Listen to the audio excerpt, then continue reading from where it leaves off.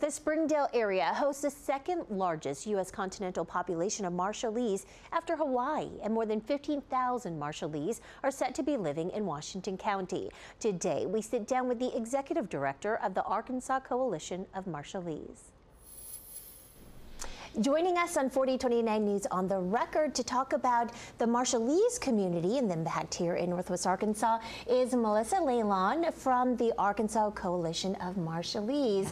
Melissa, we've talked to you before. Thanks so much for joining us today. Of course. We have a lot to talk about, but first tell me a little bit about your organization and why it's so needed in our area.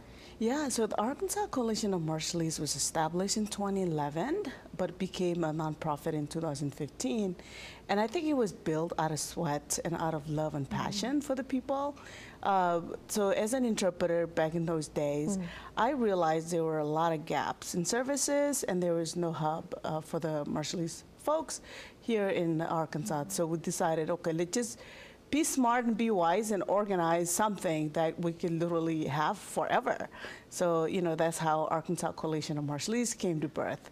But really our mission is to encourage and empowering the Marshallese community through leadership, education, policy advocacy, and holistic services. So it really ranges from the smallest thing that you can think about, like for example, helping the community, you know, forming or building their resumes, all the way up to policy advocacy. So it's a lot. And Melissa, your organization is needed because we have a very large Marshallese population. Can you talk a little bit about how prominent the Marshallese community is, especially here, and also give us a little history, background of how there are so many people from Marshall Islands here? Yeah, so as the story goes, the migration really took place and occurred in late 70s when John Moody moved to Arkansas with his beautiful wife, and they started just bringing family members, and then it just kept going and kept going.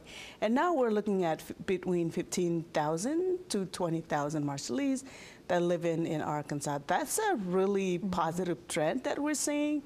But also with that is like we're seeing a lot of social services needs that is so much needed to provide. For example, you know, language access is one of them.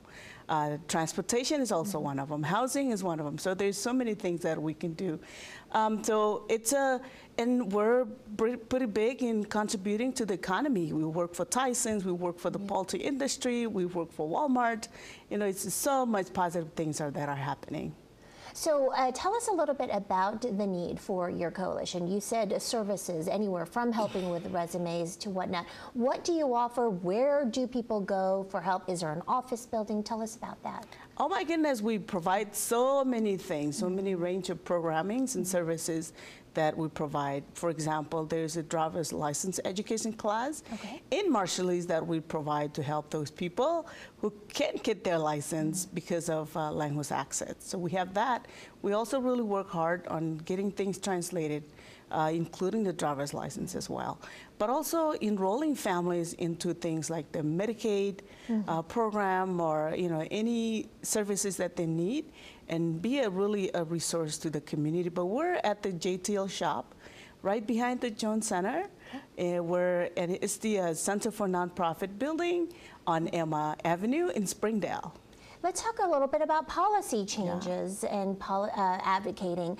What are some of the things that do need to change? I know that there are certain rights that are lacking for Marshallese. So tell us about that. Yeah, so for a long time, for about 25 years, for example, one policy that was not friendly for us for about 25 years was the Medicaid, Medicaid program. Marshallese were paying into the program, however, we're not having access to it.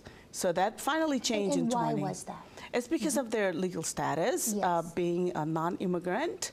You know, they got kicked out of it back in 1995. Prior to the welfare reform. And many legislators claimed to be an accident, but it took 25 years to fix that. And I think a lot of that has to do with the impact that COVID-19 brought to the community. You heard that at one point over 50% of those death cases were from this community. But you know, we still have a lot to go. There's still the food insecurity issue that we're experiencing now. We're still paying into programs like, for example, the SNAP program. A lot of our kids, especially if they're not U.S. citizen, if they're not U.S. citizen, they're not eligible for these things. So there's still a lot to go. There's still a lot of advocacy work that we need to do. And is that something that you help also with the Yes. immigration status? We're working on things. Unfortunately, I cannot reveal too much, but we're working with, for example, the Arkansas Advocate for Children and Families to tackle these issues around food insecurities. Okay, and you have some fun events coming up to kind of highlight the Marshallese community and for everyone to visit. So tell us about those two events. Yeah, so we have Stroll the Atoll that's coming up. The Stroll the Atoll has two prongs. One is going to take place on July 7th. It's a Friday, July 7th. And what that is going to focus on is providing education on navigation and also other things that are very cultural related. And this is all going to take place at Crystal Bridges ground. So really excited about that. But those who really want to party and who want to experience the full scope of the Pacific Islander culture, just come in on July 29th. That's where Stroll the Atoll Festival is going to take place.